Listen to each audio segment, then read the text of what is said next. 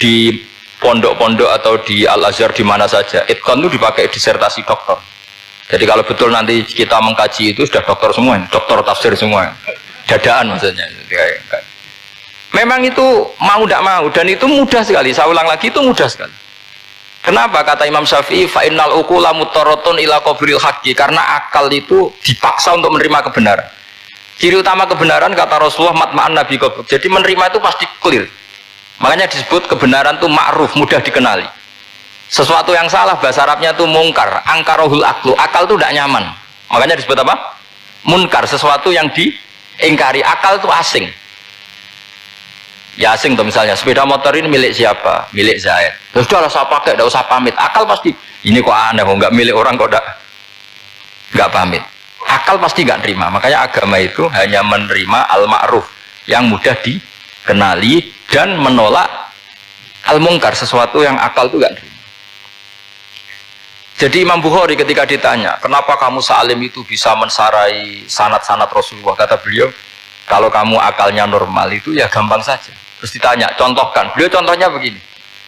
Pernah syurrahul hadis, para pensarah hadis itu habis otaknya. Gara-gara Imam Bukhari bikin judul begini. Babu sihhati tolakil akhras. Ingat-ingat ya.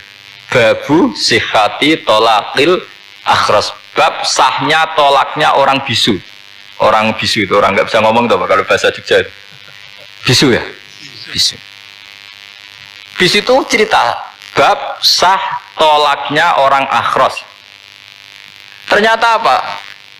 Sekian riwayat yang dipakai itu begini. Ana wa kafilul yatim kahataini fil jannah. Nabi pernah ngintikan saya dan yang merawat anak yatim kahataini fil jannah. Wa asyara bi musabbihatihi wal wusta. Pokoknya Nabi ngintikan begini. Paham ya? Maksudnya apa? Betapa yang rawat anak yatim itu sangat dekat dengan apa? Dekat dengan Nabi di apa? Surga. Terus hadisnya berikutnya, asyahru hakada pakai tangan 10, ahakada wa hakada wa hakada berarti 30. Asyahru hakada wa hakada wa hakada berarti berapa? 29. Terus berikutnya hadis Aisyah sholat lama, terus ditanya orang di tengah-tengah sholat, Aisyah kenapa sholat lama? Fa'asyarat nahwas sama. Kemudian Aisyah memberi isyarah nahwas sama. Ternyata saat itu gerhana apa? Matahari. Itu surahul hadis bingung semua. Ini cerita tolaknya orang bisu sah kok ngelantur kemana-mana ini. Ternyata maksudnya Bukhari begini, maksudnya Imam Bukhari. Penjelasan yang namanya tolak itu kan sihot. Ya sihot, tahu sihot akad lah kalau dalam bahasa Jogja mungkin. Kalau kamu nikah kan angkah tuka wajah-wajah terus bilang apa qabil tu nikahha wa taswiyah. Terus kalau kamu menceraikan istri kamu bilang kamu saya ceraikan. Yang dikatakan sihot itu adalah ekspresi atau implementasi dari sesuatu. Misalnya kamu ingin tolak, bilang saja tolak. Kalau kamu ingin muji orang, bilang saja begini. Pasti itu maknanya muji. Kalau ingin menyemooh, bilang begini. Nah, artinya gini, kalimat itu bisa diganti isyarah. Saya ulang lagi, kalimat itu bisa diganti. Buktinya Nabi mengisyaratkan saya dekat, bilang begini. Paham ya? Aisyah bilang gerhananya, bilang begini. Nah, kalau begitu orang yang bisu ya punya cara menceraikannya. Dia cukup melakukan isyarat. Yang isyarat itu pasti difahami sebagai cerai. Artinya kalau orang memahami Quran hadis seperti itu, hal-hal yang mungkin nggak terlintas dalam pikiran Anda, ternyata itu jadi dalil. Artinya apa? Rasulullah yang bisa ngendikan saja kadang menjelaskan sesuatu pakai isyarah. Nah, dengan demikian terus jadi rumus. Al-isyarah al-mufhimah bimanzilatin nutki. Isyarah yang memahamkan sama dengan ucapan. Sehingga ini pengganti ijab qabul. Itu cara-cara memahami istihad, memahami Quran dan hadis. Caranya gimana? Kita harus belajar ulumul Quran. Ya, perangkat yang dipakai seluruh dunia termasuk kitab Itqan itu. Dan kitab Sajaratul Ma'arif itu yang saya kaji dan dikaji seluruh ulama di dunia. Karena saya tidak biasa ngaji tanpa apa? Kitab yang perlu kita kaji. Saya sendiri itu bisa seperti ini ya barokahnya kitab-kitab itu. Jadi gak terlintas tapi ya tadi Rasulullah yang bisa ngendikan saja, sering iktifa, sering alap cukup dengan apa? Isyarah. Oh kalau gitu berarti al-isyarah biman zilatin nutki. isyarah itu sama dengan ijab dan kabul. Apalagi ini orang akhros, orang bisu yang nggak bisa ngomong. Lalu kalau tolak kayak apa, kalau nikah kayak apa? Ya tapi Imam Bukhari itu uniknya tadi bikin judul babu sihati tolakil akhros, kemudian cerita anak wa kafilul yatim. Nah, itu kalau orang kan nggak sambung, ini sambungnya di mana? Kok malah cerita anak yatim? Ternyata kata kuncinya kaharta ini seperti ini dan orang paham sangat sangat. Makanya hati-hati dengan isyarah, karena kalau itu betul mengganti lafaz, berarti Anda kalau nyun sewu melafadzkan tolak terganti isyarah, ya agak masalah. Tapi semoga enggak lah. Istri satu kok dicerai nanti nggak punya istri, nanti malah repot. Tapi ini kan saya cerita ilmu saja. Ya saya cerita apa? Cerita ilmu. Jadi kalau ada orang bilang semua yang ada di dunia itu ada di Quran, itu caranya ya seperti ini, jangan kayak orang-orang yang terlalu tekstual. Karena kalau seperti ini pasti semua ada di dunia itu ada di Quran. Karena cara pemahamannya seperti ini. Saya sering ditanya kenapa bumi ada likuifaksi macam-macam. Memang dari Quran, bayangannya Quran seperti itu. Amin tuman fis sama ayyakhsifa bikumul ardo fa idza hiya tamur. Memang dari awal Allah bikin bumi ini potensinya malah likuifaksi. Potensinya itu melumer. Tamur itu memang maknanya melumer. Dan ketika Allah nyifati bumi wal ardi dzatis soda, sod itu maknanya pecah. Dan Allah tidak sekedar mengatakan pecah, dzatis sod, sifat dasar bumi itu mudah pecah. Jadi kalau dzati itu sifat dasar. Jadi meskipun Quran tidak meneliti spesifik kayak para ahli gempa, tapi dari awal Allah ngendikan bumi itu dzatis sod wal ardi dzatis sod.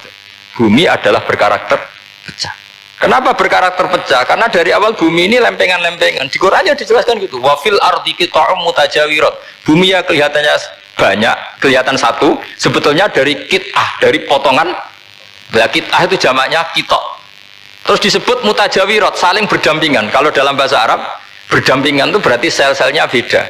Kalau bahasa Arab bilang sesuatu yang bercampur namanya mukhalatoh, jadi satu. Kalau yang beda jenis namanya mujawarah. Nah, Al-Quran itu bilang wafil ardi qita'um mutajawirat. Bumi ini karakternya per potongan-potongannya karakternya beda-beda. Sehingga memang potensinya bumi ini hancur. Apalagi dari awal memang dipersiapkan mau dihancurin. Makanya nggak usah takut kiamat. Memang rencana Tuhan mau dihancurin. Gitu. Makanya sanggup takwa saja. Kalau ingin menghentikan penghancuran ini tidak bisa. Itu sudah dalam rencana Tuhan pasti dihancurin. Makanya kalau orang sufi ditanya, kenapa tidak bangun rumah? Tuhan aja mau rencana ngancurin bumi, kok saya rumah tak tata, nanti juga hancur. Ya. Tapi kalau di Islam kota saya ngomong gitu kan dia wah ini orang nggak jelas ini. Gitu. Padahal yang kedonyan itu yang nggak jelas sebetulnya. Tapi ini saya cerita, jadi supaya UII ya yang didirikan ulama-ulama. Saya masih ingat ketika Profesor Zaini cerita, Pak Zaini saya ini kan kiai, saya tidak punya gelar apa kok. Jangan minta bantuan ini. Katanya Pak Zaini dulu UI ya didirikan banyak kiai dan sebagian pendirinya juga gak punya gelar katanya gitu. Tapi mendingan gak punya gelar manfaat daripada punya gelar gak manfaat. Malah problem. Tapi ya gak masalah. Sudah ada manfaat gak punya gelar malah repot lagi. Sudah cara berpikir gitu saja sudah. Pokoknya sementing semuanya baik apa saja.